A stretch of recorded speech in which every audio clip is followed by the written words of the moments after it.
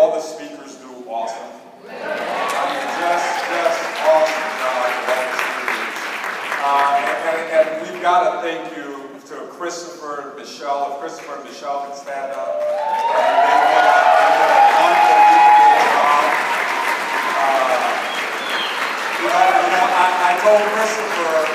I told Christopher, I mean, there were a lot of people that helped with the event, and I told Christopher, I said, but Christopher, there's only one head that goes underneath the chopping block if this thing doesn't go to the shores. So he took the pressure for everything, and we've got an unbelievable event tonight. The gala is going to blow you away. Didn't Marlette do a great job, you guys?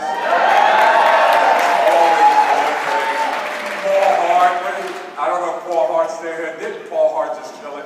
Like if you have a job and you listen to Paul Hart, you're just like, oh my God, you know, you just like want to shoot yourself afterwards, right? But don't shoot yourself, right? Hannah Hornstein didn't have to do a great job, you guys. I mean, she did an incredible job. All of our guest speakers, Juan Jaime just totally crushed it at our S&D leadership meeting for those of you that were there. And we have some amazing leaders here, you know. And it's funny because when you come out of an event like this, sometimes you get so much information that you don't really know where to start. You're just like, sometimes we leave convention and it's almost that we got so much positivity, we got so much excitement, and we don't know where to direct that energy, right? And I remember when we first got started, right? When I first got started, I got a phone call from Ed Marlette, right? And it's amazing that these little things that happen in your life, you have no idea how 5, 10, 15, 20 years from now, how it will compound in your life and how you can actually change the legacy of your life, right? So I want you to think about this. I've been in the Marine Corps for 13 years. I love being a Marine, and I was that guy. I love having a job, right? If you were to talk to me, I could make a case to you on why I love having a job, right? And when you go in the military, it's funny because the military does a great job at brainwashing you on why money is not everything, right? So I would tell you, hey, it's not about the money. Money's not everything. And you cut me out the green. I'm going to do this for 25, 30 years. I love being in the Marines. It's the camaraderie, the spirit of the Corps, and all of that stuff. So I actually loved my job, right? And the longer I stayed in the military, the more I started to get frustrated because I got to a point. You ever get to a point in your life where you're tired of being tired? Yeah. I mean, you just like get tired. I want you to think about this. You're already tired, but then you're tired of being tired, right? And I got to that point, and I started doing all these things, and I remember I got prospected one time, and this lady, I was in Newport Beach. I was at a place called the White House in Newport Beach. And on Sunday nights at the White House, they used to have this thing called reggae nights. So me and all my buddies at Crash Fire Rescue, we were all broke. I had this little hoopty, and we're in this little hoopty. It's like 4 or 5 of us. We're shooting down to 134. We get down to Laguna Beach, and we're partying at the White House, right? And the one thing about Marines when they party, wherever there's 2 Marines, there's always one in charge, right? And I was the one in charge that night, so I'm watching everybody, making sure that we don't do anything crazy or anything stupid, because we represent the Marine Corps. And this lady, out of nowhere, it's like 1:30 at night, this lady out of nowhere comes up to me, and she says, I watched your mannerism tonight. And if you were in business with me, part-time, you could make $5,000 to $7,000 part-time. And she gives me her card. She says, make sure you call me, right? And I looked at my buddies, and I looked at her card, and we're walking out the club. And I remember it as if it was yesterday, right?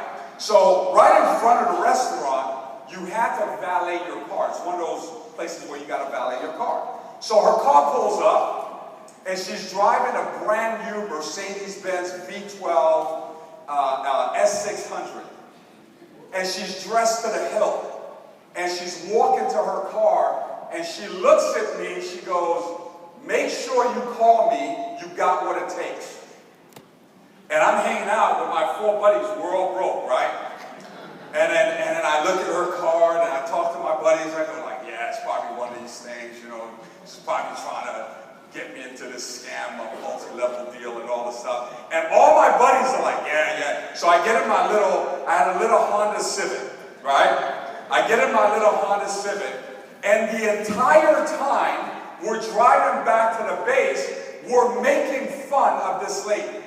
And we're like, yeah, oh my God, yeah, $5,000 to $7,000 part-time. Who does $5,000 to $7,000 part-time? It's probably one of these scams. Yeah, it's one of these scams, right?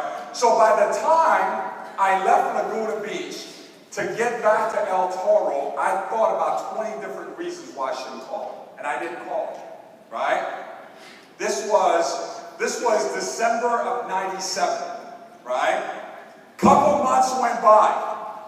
I'm more frustrated, right? Because I'm working 24 hours on, 24 hours off, 48 hours on, 48 hours off at my job. And on my days off, I'm working part-time. I'm doing construction part-time, right? So all the construction workers, they would bid on these jobs, these multi-million-dollar jobs, and what they would do is they would come on base, they would hire 10, 15 Marines, and we would do all the heavy lifting, right? So I get off work, I go do construction, I'm working 10 hours a day doing construction, making $100, and I'm fired up and I'm excited. I'm like, man, this is awesome. I made $100 on my day off, blah, blah, blah, all this stuff. And I got to a point one day and I was just like, I'm 32 years old at the time. I was like, man, is this what life is all about? And I'm sitting there in my mind, I'm thinking, and all of a sudden, I start thinking about this lady and what she said to me back in December. This is like 6 months later. And I said to her, this little voice said in my mind, "Charlier, give her a call. What do you have to lose?" So I give her a call. I say, "Hey, this is Dear Charlier. I met you back in December." And she says, "I remember exactly who you are. And I've always wondered why you didn't call me." And I said, "Well, I just been, you know, like when you're broke, you're always busy, right?" Broke people are always the busiest people, right? And I said, "Oh, I've just been so busy. She says, "Look, I understand you're busy, but we're having a corporate overview down in my office in Brookhurst. I want you to come down. I want you to take a look at this opportunity. This is an opportunity that can change your life." And back then, in '97, we used to get tax returns, right? And I remember I got my tax return check from the IRS. It was like a couple of grand. And back then, we used to go shopping. Me and my buddies, we used to go shopping downtown LA. And the reason we went downtown LA, because downtown LA, you can get like 5 suits, 7 shirts, 4 pairs of shoes, 5 socks, 8 ties for like $199, right? So I had got this bright blue suit. It was this bright blue suit, right? I thought this suit was like the coolest suit, right?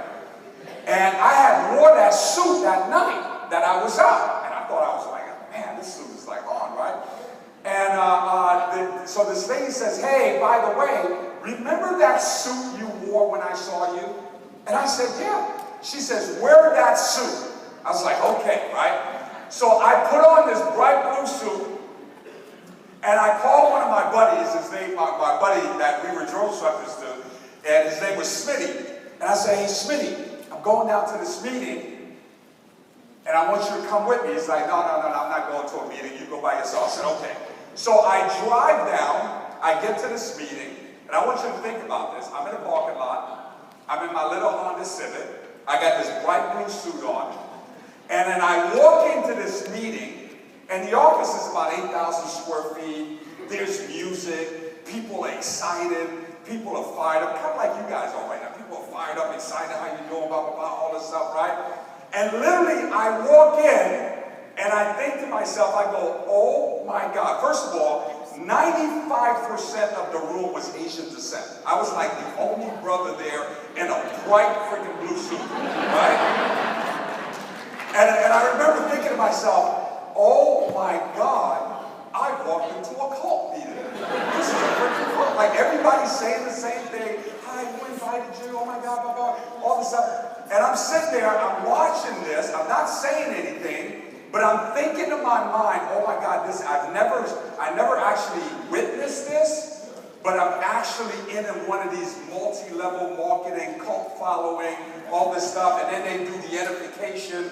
They bring the rich guy up front to talk to you and all this stuff. So I'm sitting in the front row, and I'm watching this guy speak. He's doing a BPM.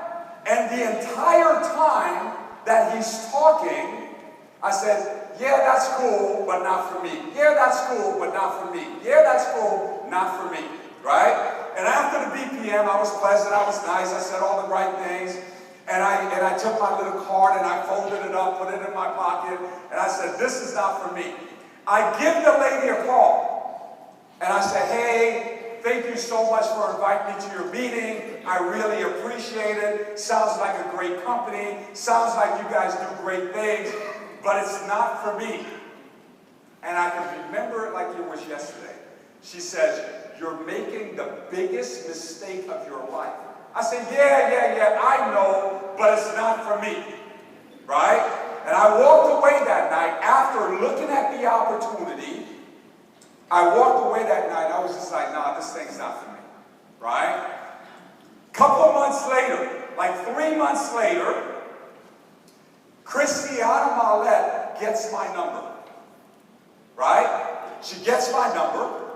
She gives it to Ed. She tells Ed, she says to Ed, she says, Mallette, remember we were talking about that we need to take our business to the next level? So Christiana Mallette and Ed got together and they were talking about what is it that they need to do to get to the next level. It's funny because I was just talking to someone about this last time. And Mallette was at a place where he was frustrated in his business. And he's just frustrated. And he has a conversation with his mentor.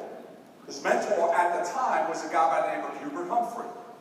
And Mallette says to Hubert, he says, hey, I've been doing this thing for 7 years.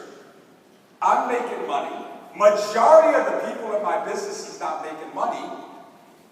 And I want to know, what am I doing wrong? I'm recruiting, I'm helping families, but I'm the only guy in my business making money. So Hubert says to Mallette, he says, look, you've been recruiting, but the challenge is you haven't found another you. You don't have someone in your business that loves it just as much as you do. He says, you've been recruiting, but you're not doing specific recruiting. So he says to Mallette, he says, look, if you can recruit the ideal person in your business, what would that profile be? So Mallette writes down the profile, right? This is what I'm looking for. So he goes home, and him and Christiana sit down and go, okay, we're going to make an aggressive vertical move in our business. And Mallette tells Christiana, this is exactly who we're looking for. This is their profile, this is how tall they are, this is what they do, they're married, they have kids, all this stuff. So when Christiana gets my number, Christiana goes, oh my God, this is the guy that we're looking for. So she goes home to Mallette, she says, Ed, I found the guy. This is the exact profile of what you told me we were looking for, right? So anyway, this is going on without my knowledge. So on a Sunday night, I'm at Crash Fire Rescue, just a regular night, I'm on the airfield, and my phone rings, right? I had a rotary dial phone in my office in the military, right? And my phone rings, and I pick up the phone, and I heard, hey, this is Ed Mallette. You don't know me, but we have mutual friends. I've heard a lot of great things about you, and I've got an awesome opportunity that I want to introduce you to. Right? And I said, and he said the name of the company, and I said, look, because I had been to a BPM, I said, look, I took a look at your opportunity, and I'm not interested. It's not for me. And he says, Charlier, he goes, how could you be interested in something you know nothing about? You and I need to meet. He goes, matter of fact, where are you right now? I'm coming to see you, right? So I was like, okay. So he drives down to the base, and when he drives down to the base, he comes to meet me. I take him around, I give him a tour of the office, my office, and he sits down, he starts to talk to me about the opportunity. He starts to talk to me about his vision and what he's going to do and all of this stuff. And the entire time he's talking, and I want you to think about this, I didn't really care about what he did. I remember feeling to myself, I remember thinking to myself, this guy's a winner. He's going somewhere. If I could just position myself where I'm around him, right, I can win too. So I put my hand on the presentation. I said, go, look, you don't need to tell me anymore. What do I need to do to get started? And that was June of '98, and that's how I got recruited in WFG, right? So I get recruited in WFG. I'm excited. I got a big ego. I was carrying the colors for the president. I led the Marine Corps South Patrol team. I was a drill sergeant for 2 years, so I had a big ego, right? And I was just like, oh man, I'm going to crush this thing, blah, blah, blah, all this stuff. So my first conversation I have with Marlette, he goes, hey, Charlier, let me tell you something good. Let me tell you something. You've done a lot of stuff in the Marine Corps, but you haven't done anything here. He said to me, he says, look, I'm not going to pay attention to what you tell me that you're going to do. But I am going to pay attention to what is it that you actually do.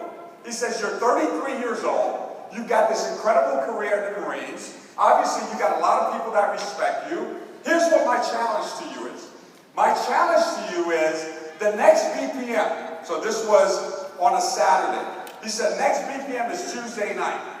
My challenge to you, Charlier, is Tuesday night, when you come to the BPM, I want you to have no less than 3 guests. And I was just like, oh, I can have 3 guests. And he says to me, I just want to be clear with you. When Tuesday night comes, the only thing that I'm going to pay attention to is that you brought 3 guests. Now, if you don't bring 3 guests, I don't care what the excuse is. I don't care what the excuse is. If you don't bring 3 guests, here's what that means to me. What that means to me is that you have no credibility in your market, and I don't work with people that don't have credibility in their market. And it says, now, let me show you exactly how to invite these guests, right? So he goes through the entire process. If your car broke down in the middle of the night, you'd be the top 3 people and all this stuff. And I said to Marlette, I was like, well, I got 3 buddies, and these are my buddies. They'll do anything to help me, right? So he says, okay, who are those 3 buddies? He says, well, I got a buddy by the name of Scott Hemp. He worked for me in the Marine Corps. I got another buddy, Ron Pickett, and I got another buddy, John Meyer. He says, okay. He says, well, those are your 3 guests. Bring those 3 people on Tuesday night.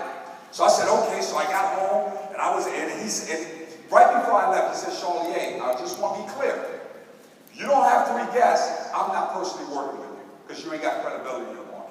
So he puts a lot of pressure on me. So when I leave that meeting, the only thing that I'm thinking about, I'm not thinking about licensing, 52-hour course, making money. I'm not thinking about any of that. The only thing that I'm thinking about is, I got to bring 3 guests. So I get back home, I'm excited, I got a lot of pressure. I pick up the phone, I call my buddy. I call my buddy Scott. I say, Scott, Charlier, how you doing? He's like, oh, I said, man, I'm doing awesome, man. And I said, hey man, what are you doing Tuesday night? Right? And what do you think he's thinking? We're going to hang out, right? And he goes, nothing, what's going on? I said, Scott, I just got started with a company. I'm so excited about it. My mentor is this guy's 29 years old. He's making over $50,000 a month, and he's going to work with me. But Scott, I need your help. He's like, what do you need, Danny? I said, hey, I need you to come to this meeting with me Tuesday night. And then Scott says to me, well, what is it? I said, Scott, you trust me, don't you? He says, yeah. I said, didn't I just tell you I just got started? Why you asking me a whole bunch of questions? Are you coming? And he says, yeah. I said, okay, great. Boom, I hung up the phone. Made my next phone call. Hey, Ron, how you doing? This is Dan. Oh my God, Danny, what's going on? I said, hey man, real quick. What you got going on Tuesday night? I just finished talking to Scott. So what do you think he's thinking? He's thinking we're going to hang out. You go, hey man, I got nothing going on. I said, man, I just got started with a company. I'm so excited about it. I'm so excited about it. My mentor is making over $50,000 a month, and he's going to personally mentor me, but I need your help. You got to come to this meeting with me. Scott already said he's coming. And Ron goes, I'm in. So I got two now. So the next guy, John Meyer, I called John. I said, John, just got off the phone with Scott, just got off the phone with Ron. We're all good to go for Tuesday night. Is your schedule free Tuesday night? And he's thinking we're going to hang out. He goes, yeah, I'm free. I said, man, I need your help. I'm going out to this meeting. I just got started with a company. My mentor's making over $50,000 a month. He's going to work with me, and I need your help. And he's like, okay, I'm in, Danny. Right? So I said, so after that, I called all three of them. I said, look, I can't afford for any of you not to miss this meeting. So here's what we're going to do. We're going to ride in my car, we're going to use my gas, and we're going to ride to the meeting together. They're like, okay, man, you're pretty serious about this. I said, hey, I'm dead serious about it because I found a mentor and I found a company that I can actually change my life and change the legacy of where I'm going. So we all get in the car. We're in the 5 on our way to the 50, to the 6, to the 5, to the 57, to the 60, right? And we're driving, and I'm in the car, and I said, Scott, Ron, John, I need to talk to you guys real quick. They're like, what's up, Danny? I said, look, this is my shot at the big time. I found a mentor. I'm tired of being average. This is my shot. And you guys in here are not going to screw up my freaking shot. Don't walk into this meeting acting like a big shot. Don't say nothing stupid. Because this guy a month makes more a month than we all make combined. So we're all broken here. Don't try to walk in there acting like a big shot. Because he's going to judge me based on the way you guys act. And they're like, wow, you're really serious about it. I'm dead serious. I go, look, when you're listening to the meeting, I want you to sit up front. I want you to take copious notes. Because if he sees you writing, he's going to think you're smart. And that looks good on me, right? So we walk in, and I said, look, he's very intense. He's not going to spend a lot of time talking to you. He's not one of those kind of guys. If you have an opportunity to have 30 seconds around him, consider yourself blessed, because he doesn't spend a lot of time with a lot of people, right? So we walk into the Mozone, and Scott, Ron, and John standing right next to me, and we're standing there, and I said, hey, look down there. And they'll look, and I said, you see the little short guy right there? They go, yeah, that's him. They're like, oh, that's him? He says, yeah. I said, okay, I'm going to walk over there, I'm going to introduce you. Don't say anything stupid, smile, shake his hand, and all this stuff, right? So I guess they're all nervous, right? So I bring them over to Ed. I said, hey, Molly, and I wanted Ed to know that I had 3 guests. I said, hey, Ed, I just want to meet you to meet. This is John that I was talking about. This is Ron. This is Scott Ham. These guys work with me in the Marine Corps. And Ed shakes their hands, and Ed says, Charlier told me a lot of great things about you. And based on what Charlier told me about you, I'm going to interview all 3 of you personally myself tomorrow morning at 9 o'clock. And he walks away. And then I looked at them, I said, oh my God, you guys impressed them already? He's going to personally interview you guys, right? I said, don't screw it up. Sit in the front row, take copious notes, right? So right after the meeting, I go by, I grab their cards. I want you to think about this. Is this going on in your meeting right now? Right? I go back, grab their cards, and I go to Marlette, I put it in Marlette's schedule, we leave. We're in the car. They're fired up, right? They're like, hey, Dan, what about this? What about that? I go, hey, don't ask me a whole bunch of questions. I'm brand new. I said, write those questions down. Tomorrow at your interview, you'll have a chance to talk to Marlette, right? So I said, look, this interview also represents me. We're not going to leave this to chance. We're all going to drive to the office tomorrow together, right? So we all drive back to the office in the morning. So we're all sitting there. I'm sitting there with Marlette and my 3 guests, and Marlette's doing the interview, right? And it's like a 5-second interview, right? And Marlette goes, look, here's the deal. Charlier already showed me that he's a player. But you guys here, I don't know if you guys got it. But here's the deal. Each one of you, the next BPM, right, which is Saturday, you need to bring 3 guests.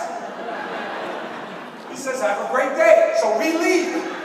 So we get in the car, right? We get in the car, we're driving, and I said, and the car's real quiet. And I said, man, I'm so glad I had my 3 guests. Man, I hope you guys have your 3 guests, right? And Marlette calls me later on. I said, Marlette, man, I'm telling you, I don't think Ron's going to have 3 guests because Ron's cheesy. I don't think John's going to have 3 guests, but John's cheesy. But I tell you what, this guy Scott here, Scott's a freaking stud. Scott will respond to a freaking challenge, right? So, sure enough, Friday comes. Ron doesn't have his 3 guests. He's got 1. And John's like, I don't have anybody. I'm trying. And Scott calls me. And Scott goes, Danny. I said, what's up, Scotty?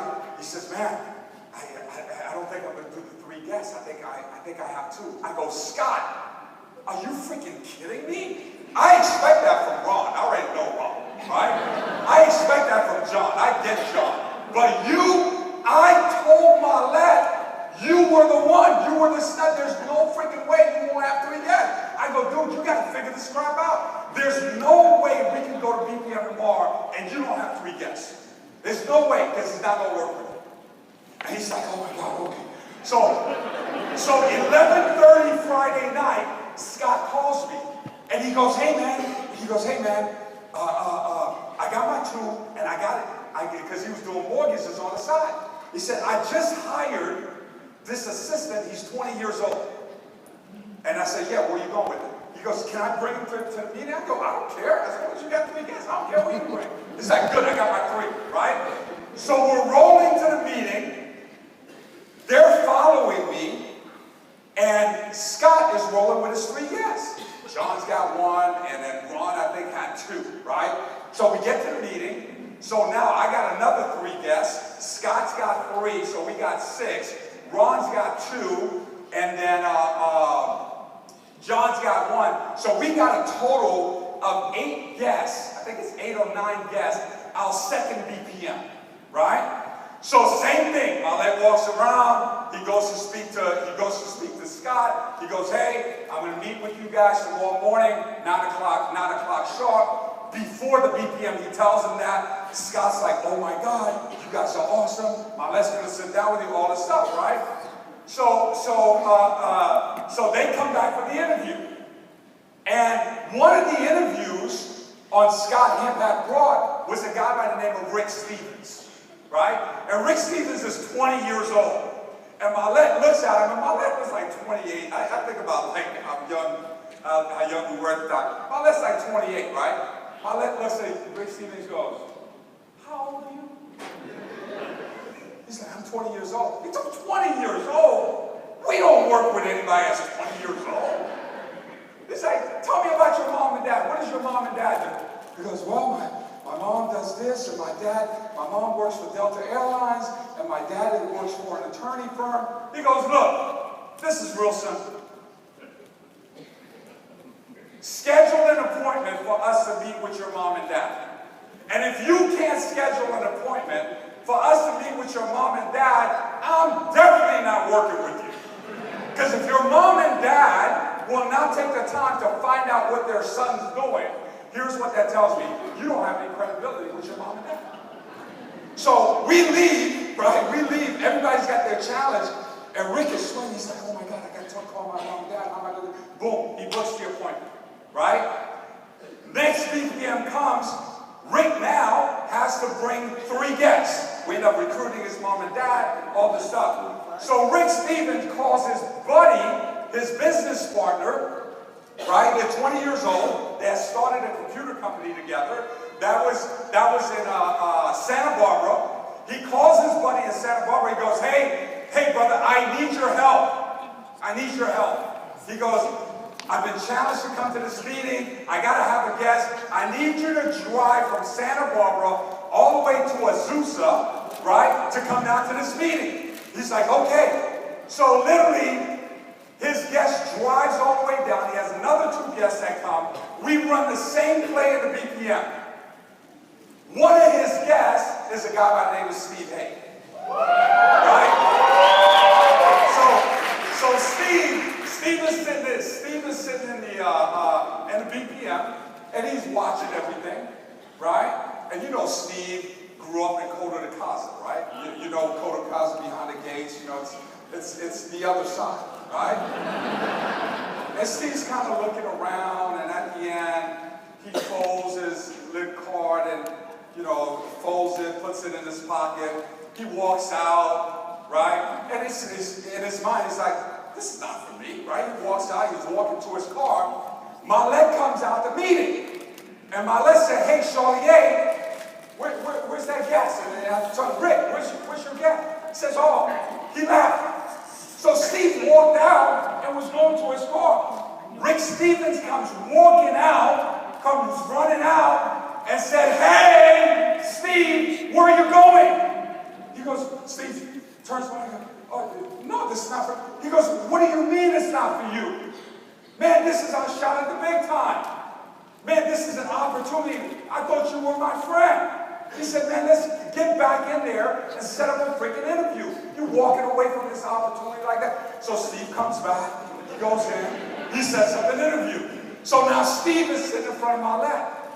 Reminder, Marlette's 28 years old. He looks at Steve. How old are you? He said, I'm 20 years old. 20 years old? We don't work with people that's 20 years old. Here's the deal. You need to set up an appointment with your mom and dad. Tell me about your mom and dad. So, well, my dad's a dentist, and my mom's working at dental practice, blah, blah, blah. He goes, here's the deal. Short story. He goes, if you can't set up an appointment with your mom and dad to show your mom and dad what we're doing, then we're definitely not working with you. So Steve leaves, books an appointment with his mom and dad. His mom and dad is Louise and Dave Hay, right? So Marlette goes down with, I think it was the Adams, I forgot his first name. Goes down, does an appointment with Dave and Louise, right? He sits down, puts a plan together for them, they bring a couple of accountants, they do their financial strategy, all this stuff. And at that time, I'm still on base. So Marlette calls me and says, hey, remember that guy that came down? We just sat down with his mom and dad. Boom, we invited his mom and dad to the BPM. So I want you to think about this. Louise and Dave at the time, they're living in Coto de Casa. Like you ever see the Orange County Housewives? Louise Hay was the Orange County housewife before, like, Louise was at tea parties at the Ritz-Carlton, and, you know, the big hats and the big glasses, and Steve grew up in that environment, right? So our office is in, like, the hood of freaking Covina, like the freaking hood, right? So Marlette told me they come to the meeting, right? And our office, like the furniture was rented furniture, carpets dirty, all of this stuff, right? So I'm standing right BPM, and right where they're shining, there's a window. You can see the cars pulling up and people parking. And I see this couple, right? They pull up in a convertible. This lady had this big hat, looked like Jackie Kennedy with these big glasses, big scarf, and, you know, they're walking, and I was like, what the hell is that? Where are they going?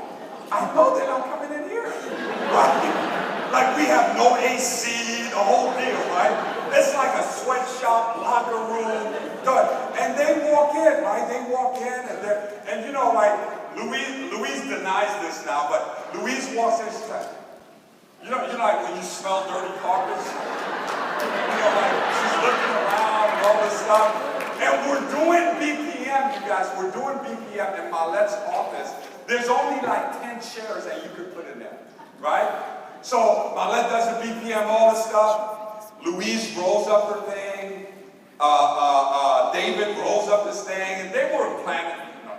We're not going to do this. This is below us, right? So Marlette goes, hey, set up an interview. This is an opportunity that can change your life. And I remember, sometimes when you recruit people in the business, I remember because my identity about the business was so low. And I was just like, God, do I really want to have these people in my base shop, right? Because my base shop at the time was a bunch of Marines, right? So I had like 25 Marines in my base shop, and then you have Dave, Louise, and Steven. Like totally out of place, right? So it's all Marines, right? I'm like yelling and screaming, we're gonna do this, we're not gonna do that, blah, blah, blah, no pansies, blah, blah, blah, all this stuff, right? And at the end, and all my Marine buddies, they're like, Sean, that couple, man, they're not gonna make it, man. They can't handle this kind of stuff. And I'm like, yeah, I don't know. I'm trying my best to blow them out, right? and next thing, and Louise like, I don't know if I can do it, blah, blah, blah, all this stuff. And I'm yelling and screaming, like all this stuff, right? And I think about it now. 22 years later. Out of all those people, right? You got Steven. My buddies in the military used to make fun of Steven. They used to make fun of Steven. You know what? Who's laughing now?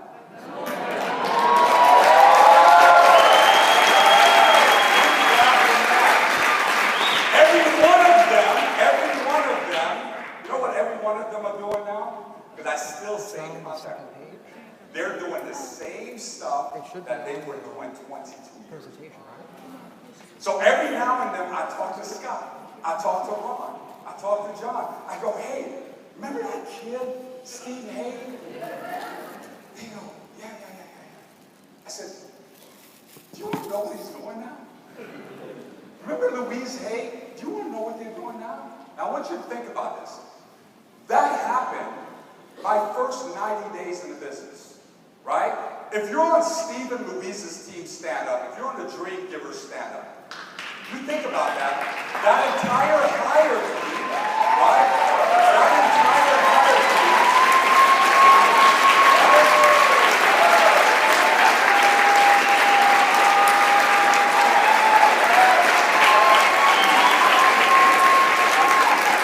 Listen to this, you guys. That entire hierarchy came from that one invite. Here's what I want you to think about.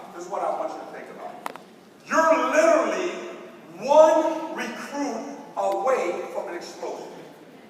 Now, when you hear that, you want to know what my one recruit was away from an explosion? My one recruit was Steve Hay. I was that one recruit away from an explosion in my entire business, right? What if you left this event and you got really specific? Because sometimes we think it's so big, we got to do so much stuff and all this stuff. What if you just decided at your meeting this weekend, you know what, I got to get clear. I got to get clear on what is it that I'm looking for, the exact profile of what it is that I'm looking for, and I'm going to start inviting people to my BPM. Now, it's 2020 now.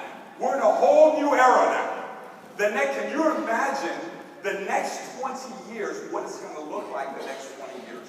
The biggest leaders in Synergy Financial are being recruited now. There's some people that are sitting in the back right now, which will be the next giants in our business, right? Now, I want to challenge you, right? Tonight, at the award ceremony, I want you to get a little competitive. You guys are Marshall Park up here, right? I want you to get a little competitive. I want you to size some people up, right? And there's some people here that are frankly just kicking everybody's tail. They're just kicking everybody's tail. And what I'm going to bring out now, I'm going to bring out the belts. Right? Did we have the belts come out? I'm going to bring out the belts. And we're going to look at, now we've got to run from now till convention. In every category, right? Can we pull up the belt recognition up there? In every category. So the personal category, where's the personal belt? Now the personal category, every single person in here can compete in this category, right? Now who had the belt last time? Rachel O'Connor, right? Rachel O'Connor, her name's on the belt right here, right? And are we starting with personal first or MD first? MD.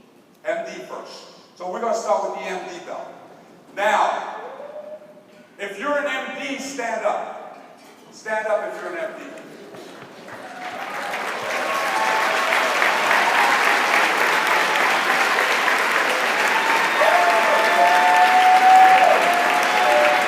Stay standing. Stay standing. This is your category as an MD. Now, not all MDs are created equal. Not all MDs are created equal. So there's 5 MDs that separated themselves from all the MDs in here. So once your name goes on that screen, right, I want you to come up here. So number 5 that separated himself from the pack was Sam Martin.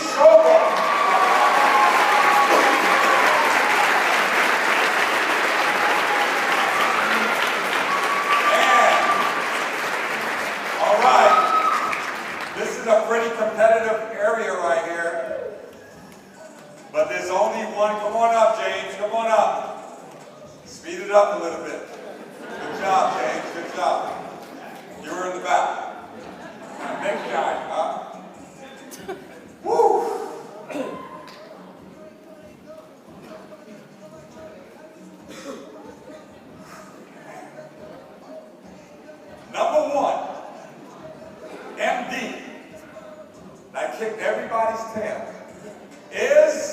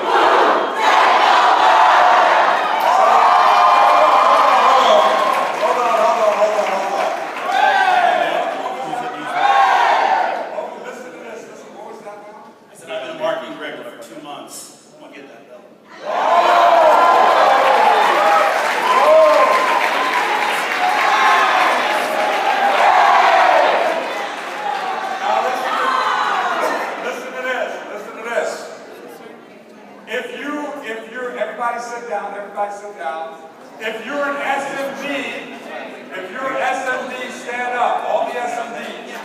That means EMD, CEO, EMC. If you're an SMD, stand up. So all the SMDs. Now all great things come to those who build a big base shop.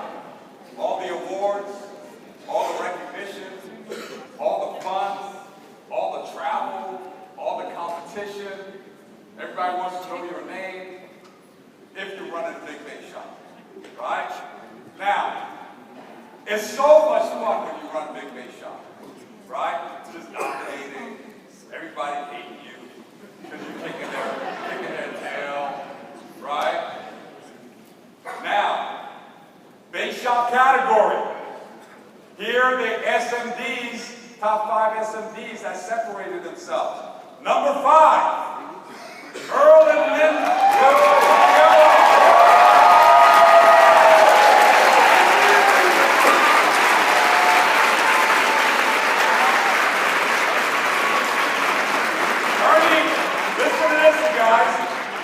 What's the excuse? Ernie, what are you like, 62? Turning 63 next month. You're never too old in WFG. Number 5. Number 4, Nikki and Kermit Patty.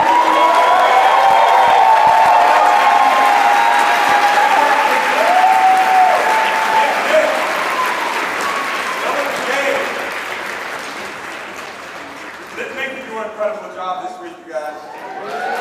Number 3, Melissa Barrows and Peterson.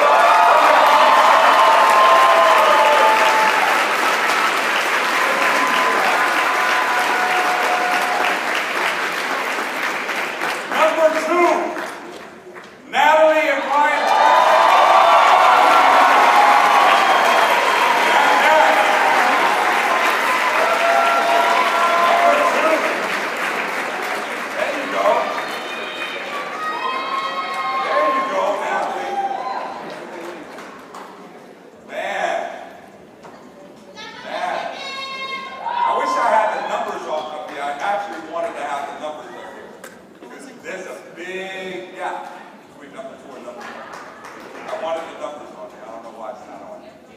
Number 1,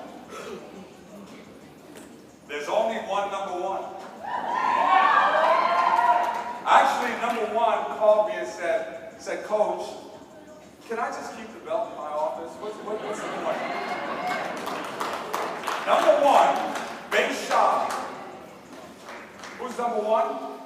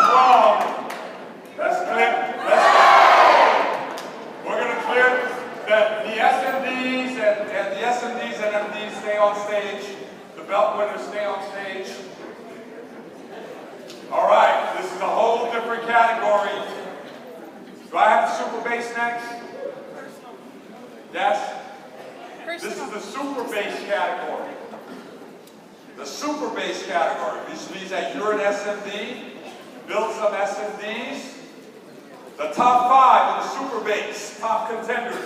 Number 5, Hiram.